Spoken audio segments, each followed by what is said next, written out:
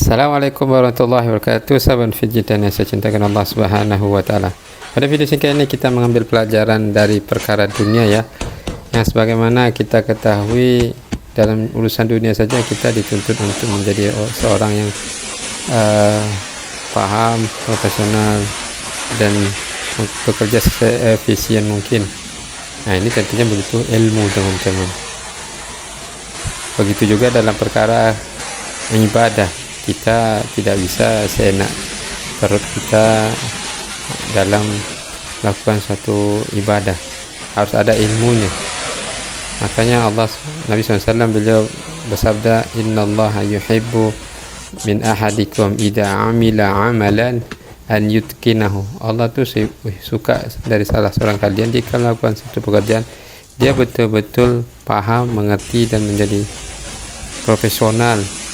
Dan ini mencakup perkara dunia dan perkara yang berkaitan dengan akhirat kita. Mereka yang pada urusan dunia, mereka dituntut untuk profesional, paham jika melakukan suatu pekerjaan. Maka begitu juga dengan kita yang Allah sudah berikan hidayah, harus merenung bahwasanya tentunya perkara akhirat harus kita betul-betul pahami apa yang kita lakukan. Ada nggak tuntunannya? Ada nggak ilmunya di situ? Kalau benar, maka kita kerjakan. Kalau tidak, maka jangan kita kerjakan. Dalam perkara dunia ya, kita dituntut bekerja seefisien mungkin, secepat mungkin, namun tidak ada kegagalan di situ. Kecil kemungkinan ada kesalahan. Seperti yang kita lihat teman-teman ya. Pada video ini sebuah mobil yang mungkin kejadian pada suatu tempat kayak di Cina ya, banjir ya, sehingga seluruh bodi mobilnya sampai ke dalamnya itu tertutup oleh lumpur, sehingga mau tak mau harus dibersihkan totalitas sampai ke dalamnya.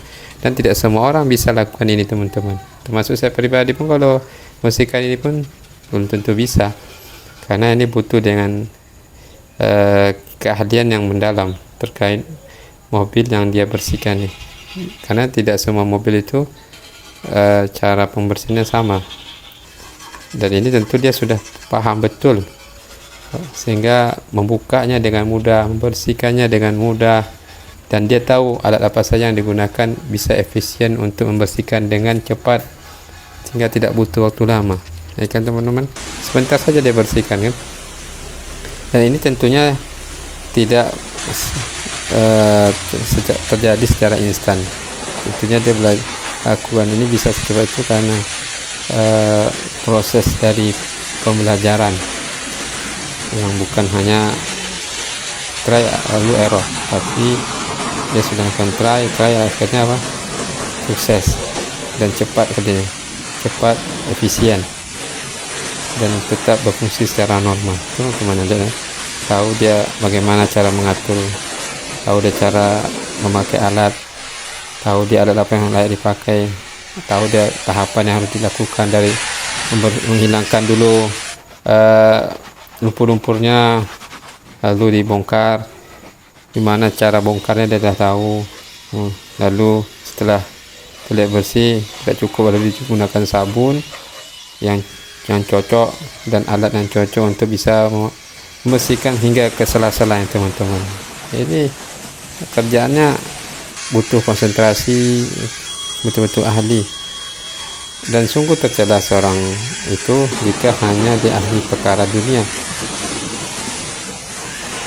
Seorang muslim itu berbeda, mereka bukannya dituntut ahli dalam pekerjaannya di dunia dan bisa mendapatkan pahala itu kalau ini karena Allah, bekerja untuk menjaga kehormatan dirinya. Lalu juga dia harus mengerti terkait apa yang bisa dia lakukan agar diterima oleh Allah Azza wa Jalla amalannya, bukan beramal asal-asalan. Tentu orang yang cerdas dia akan berpikir, ini yang aku kerjakan ini yang sampai sia-sia. Tentu dia akan beramal sesuai dengan SOP dalam sebuah pekerjaan ya. Ada aturan yang harus kita ikuti. kita masuk rumah orang saja ada aturan yang harus kita ikuti, apalagi dalam hal ibadah. Tentu harus ada aturan yang kita ikuti. Aturan siapa yang kita ikuti? Allah dan Rasulnya, itu Al-Quran dan Sunnah. Ini adalah usul dasar seorang muslim itu untuk jadikan pedoman dalam beribadah, bermuamalah, bekerja. Semuanya sudah diatur dalam Islam. Maka tidak ada seorang muslim itu dia harus berbeda daripada kebanyakan manusia yang hanya bekerja hanya untuk dunia.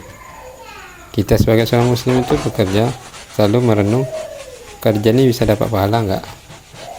Lalu kajian tersebut bisa membuat saya lalai enggak? Kalau lalai maka dia akan mencoba agar tidak membuat kajian tersebut menjadikan dia semakin jauh kepada Allah yang telah memberikan dia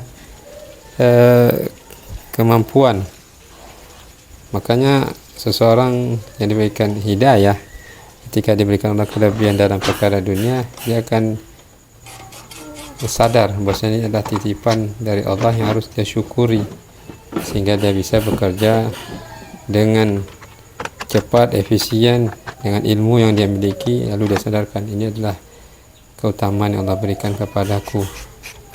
Oleh karena itu hendaklah kita menjadi seorang muslim yang bekerja efisien, cepat, namun tidak membuat dia lalai dari kewajibannya kepada Allah Azza wa Jalla, beribadah tentunya dengan sesuai dengan ilmu yang diajarkan oleh Allah dan Rasul, bukan membuat amalan yang tidak diajarkan, sehingga akan menyebabkan dia capek sendiri dan tidak dapat apa-apa.